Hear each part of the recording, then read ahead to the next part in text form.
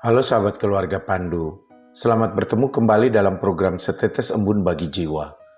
Renungan kita hari ini diambil dari 1 Samuel 9 ayat 15-17 menurut terjemahan baru edisi kedua. Namun sebelum mendengarkan renungan ini, mari kita berdoa.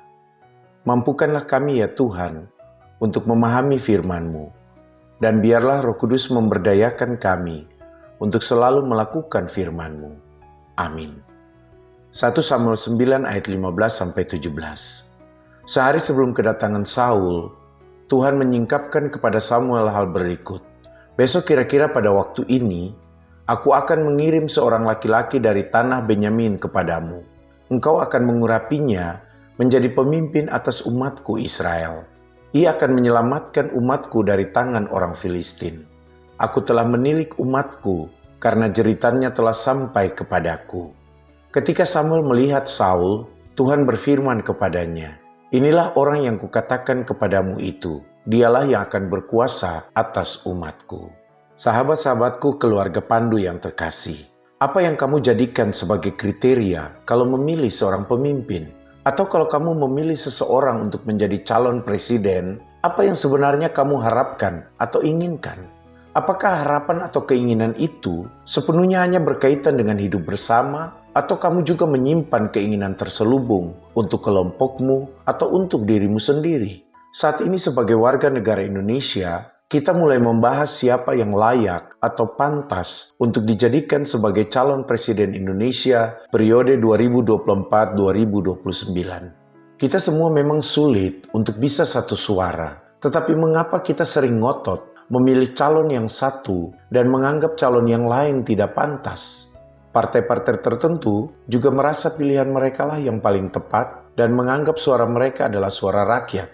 Padahal mereka yang memilih calon presiden itu juga memiliki keinginan atau harapannya sendiri yang diletakkannya di bahu setiap calon presiden pilihannya. Tidak heran, tidak ada satu suara dalam memilih calon presiden karena yang dipilih menjadi calon presiden diharapkan bisa melakukan harapan dari partai atau kelompok-kelompok yang mengusungnya atau mencalonkannya.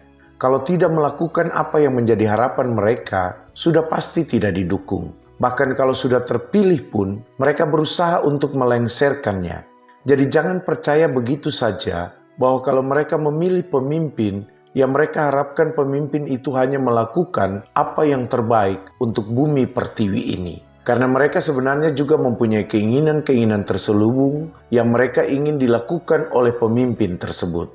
Renungan kita kali ini juga ada hubungannya dengan umat Israel yang menginginkan seorang raja untuk bangsa mereka. Mempunyai seorang raja adalah hal baru bagi Israel, karena sebelumnya Raja Israel adalah Yahweh. Kalau Israel menginginkan seorang raja atau meminta Samuel untuk mengangkat seorang raja atas mereka, itu sama artinya dengan menolak Allah. Untungnya Israel tidak memiliki kebebasan untuk memilih siapa yang akan menjadi raja mereka. Mereka hanya mengatakan kepada Samuel, "Berikanlah kami seorang raja untuk memerintah kami." Dan memang Tuhanlah yang memilih siapa yang akan menjadi raja untuk Israel. Meskipun di 1 Samuel 10 ayat 20-21, Samuel mengajak orang Israel untuk memilih raja mereka dengan cara mengambil undi, namun di 1 Samuel 10 ayat 24, Samuel menekankan Tuhanlah yang memilih. Tuhan memang kecewa dengan sikap Israel. Karena itu Tuhan katakan kepada Samuel, "Bukan engkau yang mereka tolak, tetapi akulah yang mereka tolak." Karena itu Tuhan berkata kepada Samuel, "Bukan engkau yang mereka tolak, tetapi akulah yang mereka tolak." Namun Tuhan tetap menghargai pilihan Israel. Makanya Tuhan katakan kepada Samuel, "Dengarkanlah perkataan bangsa itu dalam segala hal yang dikatakan mereka kepadamu. Dengarkanlah permintaan mereka dan angkatlah seorang raja bagi mereka." Tetapi apakah itu berarti Tuhan mengikuti begitu saja apa yang mereka inginkan? Tuhan memang setuju memberikan mereka seorang raja, tetapi Tuhan menegaskan untuk apa seorang raja diberikan kepada mereka. Di 1 Samuel 9 ayat 16, Tuhan mengatakan bahwa yang akan diurapi Samuel sebagai raja adalah orang yang akan menyelamatkan umat Tuhan dari tangan orang Filistin. Karena Tuhan memberikan perhatian kepada kesengsaraan umat Israel dan jeritan mereka telah didengarnya. Jadi kalau di 1 Samuel 9 ayat 17 dikatakan bahwa Saul lah yang akan berkuasa atas umat Israel, bukan berarti bahwa Saul akan memerintah dengan melakukan apa yang menjadi kehendaknya sendiri, melainkan melakukan apa yang menjadi kehendak Tuhan.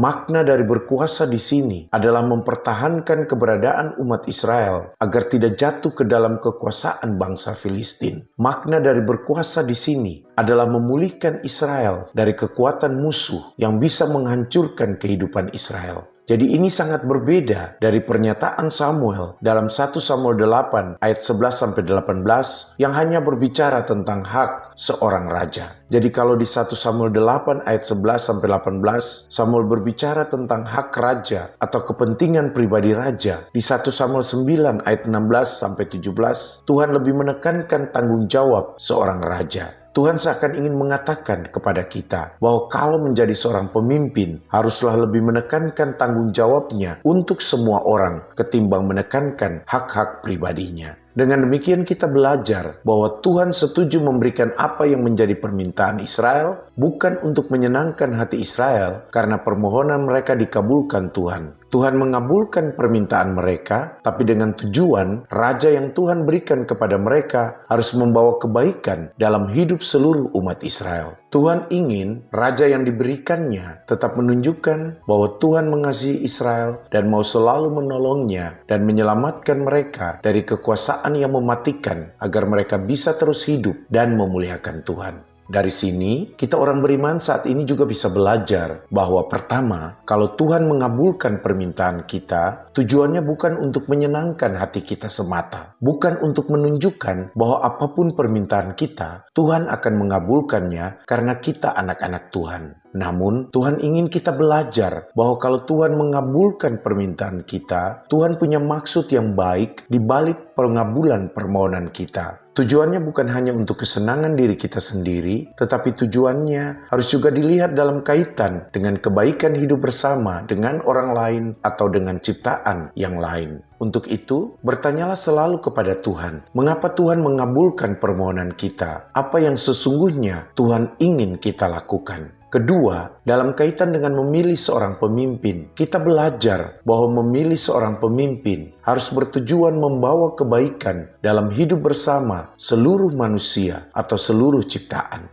Seorang pemimpin harus membuat semua orang merasa hidup, mempertahankan hidup, dan bisa memuliakan Tuhan. Jangan sampai seorang pemimpin hanya membuat sekelompok orang merasakan kehidupan, sementara yang lain merasakan penderitaan melalui perlakuan-perlakuan yang tidak adil. Untuk itu, mintalah Tuhan memberikan kita pemimpin yang tidak untuk memuaskan keinginan kita, tetapi bisa menjadi mitra Tuhan dalam memberikan kehidupan. Terima kasih ya Tuhan untuk firman-Mu. Mampukan kami untuk menemukan dan memahami maksud-Mu ketika Engkau mengabulkan doa dan permohonan kami. Roh Kudus, tuntunlah kami untuk selalu menghadirkan kehidupan melalui setiap hal yang kami lakukan. Amin. Teruslah membangun iman dan mengelola hidup bersama. Tuhan Yesus memberkati kita.